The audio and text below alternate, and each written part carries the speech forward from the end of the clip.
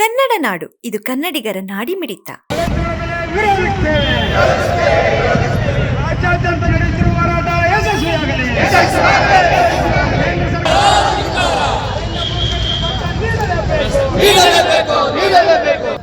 ಇಡೀ ಕರ್ನಾಟಕದಾದ್ಯಂತ ಎಲ್ಲ ಕಾರ್ಮಿಕ ಸಂಘಟನೆಗಳು ಹೋರಾಟ ಮಾಡಿ ಗಳಿಸಿಕೊಂಡಿರ್ತಕ್ಕಂಥ ಕನಿಷ್ಠ ವೇತನ ಇವತ್ತು ಜಾರಿ ಮಾಡ್ತಾ ಇಲ್ಲ.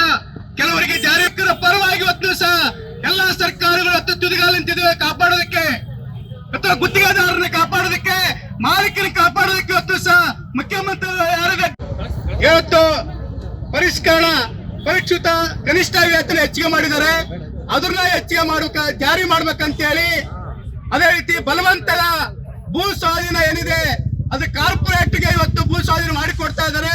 ಅದನ್ನ ವಿರೋಧಿಸಿ ಇಬಿಜಿ ಗ್ರಾಮ್ಜಿ ಒಂದು ಏನು ಸರ್ಕಾರ ತರ್ತಕ್ಕಂತ ನೀತಿಯಿಂದ ಏನು ಅಲ್ಪ ಸ್ವಲ್ಪ ಕೆಲಸ ಸಿಗ್ತಾ ಇತ್ತು, ಉದ್ಯೋಗ ಖಾತ್ರಿ ಕೆಲಸ, ಅದು ಕೂಡ ಇವತ್ತು ಸಹ ಗ್ರಾಜುವಲ್ ಆಗಿ ಅದನ್ನ ತೆಗೆದಾಕ್ತಕ್ಕಂತ ನೀತಿ ತರ್ತಾ ಇದ್ದಾರೆ.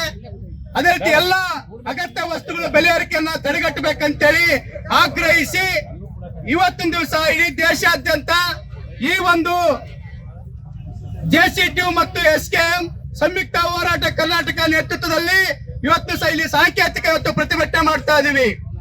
ಈಗಾಗಲೇ ನಿಮಗೆ ಗೊತ್ತಿದೆ, ಇವತ್ತು ಮೋದಿ ಸರ್ಕಾರ ಯಾವ ತರ ಕಾರ್ಮಿಕರನ್ನ ರೈತರನ್ನ ಇವತ್ತು ಬೀದಿಗೆ ತಳ್ಳಿದಾರೆ ಅಂತೇಳಿ ಕಾರ್ಮಿಕರ ಕಾಯ್ದೆಗಳನ್ನು ತಿದ್ದುಪಡಿ ಮಾಡಿ ಮಾಲೀಕರಿಗೆ ಪರವಾಗಿ ತಿದ್ದುಪಡಿ ಮಾಡಿದ್ದಾರೆ.